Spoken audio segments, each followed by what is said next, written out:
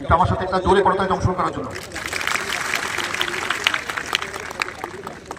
আমার মনে হয় এত বড় পরিসরে ভূমিকম্প পূর্ব অথবা ভূমিকম্প পরবর্তী সময়ে যেই কনসার্টেড রেসপন্স অনুশীলন, এই ধরনের কোনো ডেমনস্ট্রেশন মহড়া বরিশাল অঞ্চলে ইতিপূর্বে হয়েছে কিনা আমি জানি না।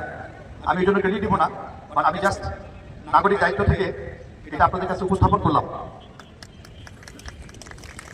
আমি মনে করি যে এখানে ব্যক্তিগত পর্যায়ে যে ধরনের নিরাপত্তা ব্যবস্থা নেওয়া যেতে পারে এবং সামষ্টিকভাবে সমন্বিতভাবে আমরা যে কাজগুলো করে ভূমিকম্প পরবর্তী উত্তর অভিযান পরিচালনা করতে পারি এবং যানমালের ক্ষয়ক্ষতি কমাতে পারি, তার একটা সুন্দর আদর্শ একটা উপস্থাপনা হয়েছে।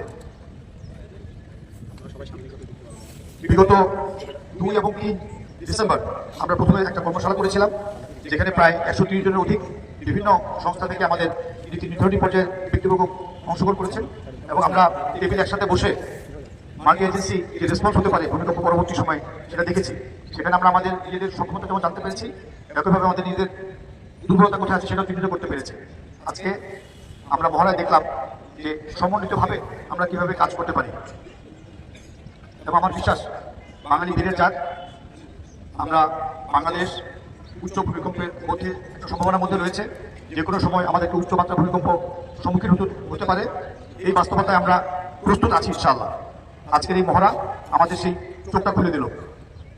আমরা ভূমিকম্পে আতঙ্কিত হব না, আমরা ব্যক্তি পর্যায়ে এবং সামষ্টিক পর্যায়ে এমন ব্যবস্থা নেব যাতে করে আমরা ক্ষয়ক্ষতি কমিয়ে নিয়ে আসতে পারি। আমার অনুরোধ থাকবে, আমরা এখানে বিভিন্ন এজেন্সি থেকে যারা এসেছি, আমাদের রক্ত জ্ঞানটা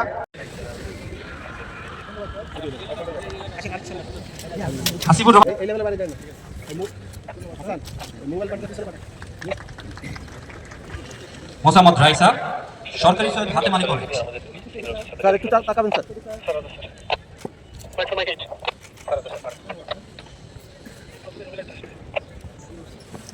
মোহাম্মদ আতাউল, বরিশাল বিশ্ববিদ্যালয় বিএনসিসি নৌ শাখা।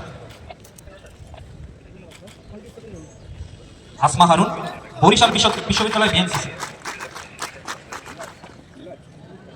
নিলয় দাস, সরকারি বিএম কলেজ বিএনসিসি নৌ শাখা।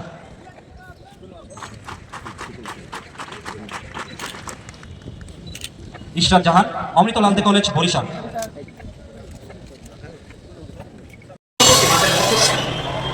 যারা খবর থেকে জেনে আসতে পেরেছেন, যারা আহত হয়েছেন, তাদের প্রয়াস করাতে দিয়ে যাওয়া হচ্ছে। সেখানে তাদের তথ্য সংগ্রহ করে কথাবার্তার তীব্রতার উপর ভিত্তি করে প্রয়াস করা হচ্ছে। উল্লেখ্য, প্রয়াসে অংশগ্রহণ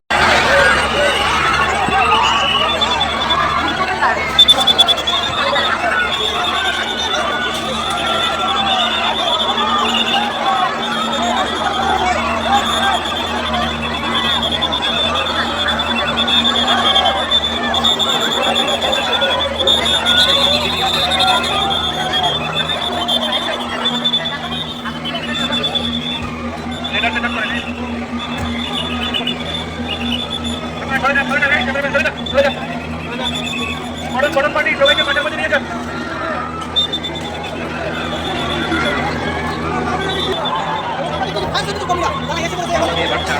তার সাথে বাড়ছে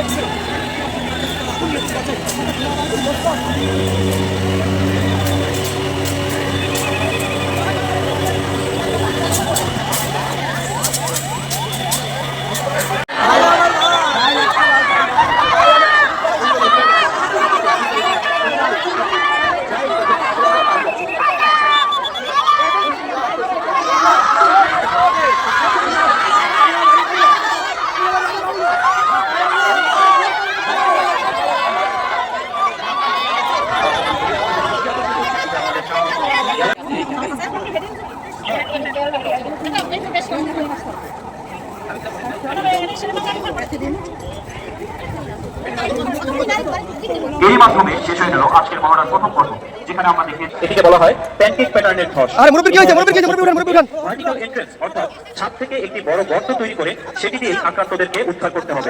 এই পরিস্থিতিতে যে পদ্ধতিতে আক্রান্তদেরকে ভূমিতে নামিয়ে আনা হবে তার নাম র্যাপলিং। অসুস্থতার মাত্রা ভেদে একটি সুনির্দিষ্ট পদ্ধতিতে অর্থাৎ ট্রায়াল পদ্ধতিতে আহতদের অ্যাম্বুলেন্সের মাধ্যমে সরিয়ে নেওয়া হচ্ছে।